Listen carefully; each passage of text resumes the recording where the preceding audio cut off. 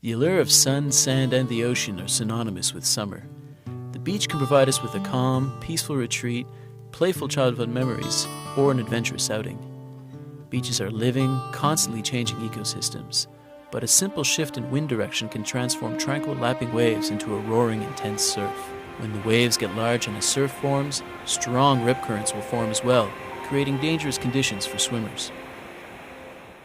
As waves crash onto the shore, their natural motion is to retreat back to the ocean. Waves travel in circular motions. However, sometimes man-made and natural barriers, like piers and sandbars, block the seaward motion of the waves. The trapped water forms a current that flows along the shore, searching for a break in the barrier. When this break occurs, the constricted current flows quickly seaward. This fast-moving seaward current is called a rip current. People caught in rip currents often panic and try to swim against the current. With an average speed of 1 to 2 meters per second, these attempts can result in life-threatening and sometimes fatal consequences.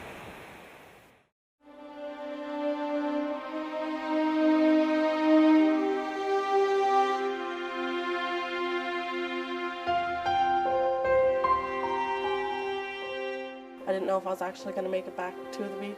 It was a danger day, but it was a sunny danger day, and that's a very dangerous combination.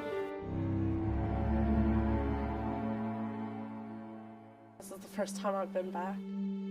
So it's not so much I'm afraid of the beach, it's just I didn't want to walk over the stairs and kind of see where we were and have it all come back.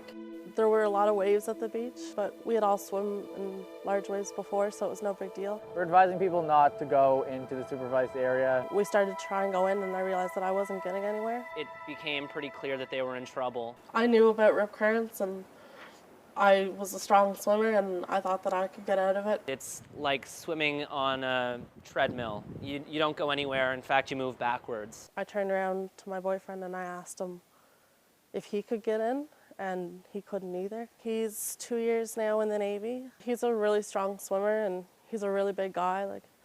I figure he could fight through anything. Initially, I was excited. It was, a chance for a rescue. That's always kind of like an exciting time. But once I got into the water and realized how dangerous it actually was, it was more like I was a little bit anxious.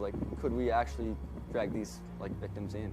There was actually a point out there where we weren't sure if we were going to be able to do this. The waves were getting really bad, and we were starting to lose a lot of energy. I kept going under the water, and the waves just kind of kept going over my head. They were very surprised at the strength of the water, I think. A lot of panic coming from these people. They were convinced that they were going to die. So 4 of us took a rescue can, and then our other guy took the rescue board, which was really helpful in that rescue.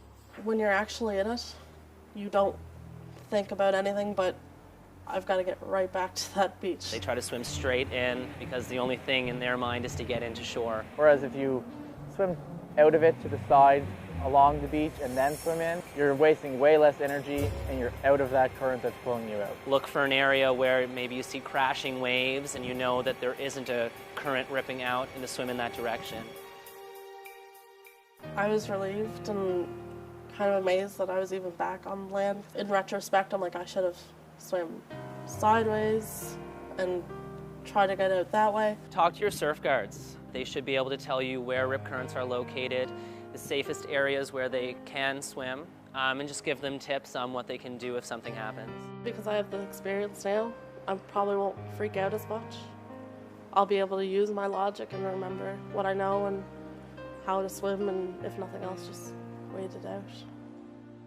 Carolyn's story had a happy ending, but for over 100 people every year in North America, this is not the case.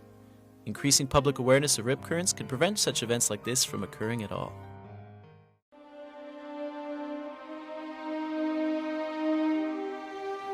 One of the myths about rip currents is that they are the same as undertows or riptides.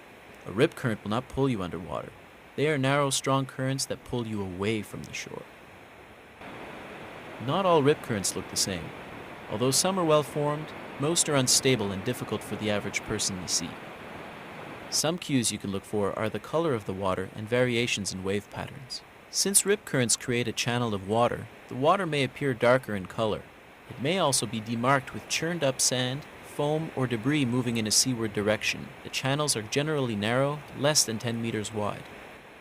Wave shapes or breaking points are different in rip currents. Look for variations in wave patterns such as choppy water leading to a plume beyond the breakers or sandbars. Be careful of areas of calm water amidst the surf. The unassuming calm water may lure people to swim there, but the calm water likely represents deep rip currents and can be very dangerous. Since visual cues are not easily identifiable, most people realize they are in a rip current when they feel themselves being pulled along the shore or in a seaward direction. Rip currents will often have longshore or lateral currents that lead into the seaward rip current. When you are knee-deep in the water, ask yourself, do you feel the water pulling at you? This can indicate that a rip current is nearby. By getting to know your beaches, you can gain knowledge about where danger spots might develop. Pay particular attention around man-made structures like piers and breakwaters where rip currents are prevalent. The ocean floor, and most notably, sandbars, contribute to rip currents as well. Waves get trapped between the beach and the sandbars. Watch the sandbars as they form. It is in the breaks between sandbars where that trapped water will escape and a rip current is born. Be aware that rip currents can change from day to day and significantly alter after storm events. If you find yourself caught in a rip current, remember these key points to breaking the grip of the rip. Don't panic and don't fight it. A rip current will not take you miles offshore. The strength of the current will lessen the further away from the shore you are. Some very strong rip currents may extend 300 meters offshore, but most will end just past the breaking waves. A natural reaction when being pulled away from the shoreline is to swim towards it, but this is where most people get in trouble. Averaging the speed between 1 and 2 meters per second, any swimmer, regardless of their strength, will tire easily in trying to swim against the rip. Fatalities result when the tired swimmer no longer has the strength to swim. Don't swim against the current, stay calm and conserve your energy. Swim out of the current in a direction following the shoreline. When you are out of the current, then swim back to shore. Remember, rip currents are narrow. Swimming parallel to shore takes a fraction of the energy needed to swim against a rip. If you can't swim out of the rip, just tread water. When the current lessens, swim diagonally back to shore. If you can, try to get attention from shore. If you witness someone in distress in the water, do not enter the water. Get help from a surf guard or call 911. Throw them a life ring or floatable object to grasp a hold of. Keep in visual contact with them. Remember, good-intentioned bystanders often drown themselves trying to perform a rescue. Keep safe this summer by learning the warning signs of rip currents and listening to warnings from surf guards. Before heading out to a beach, learn about daily weather and surf conditions. Never swim alone. Use supervised swimming areas and learn more about rip currents from your local surf guards. Remember, never swim against a rip.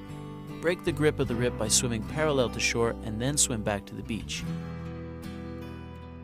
And when in doubt, don't go out. Every year we continue to have a couple rescue days, and that just goes to prove there's still a lot of education that needs to be done. Respect the water and don't ever swim alone. Share this knowledge with your family and friends and help us break the grip of the rip once and for all.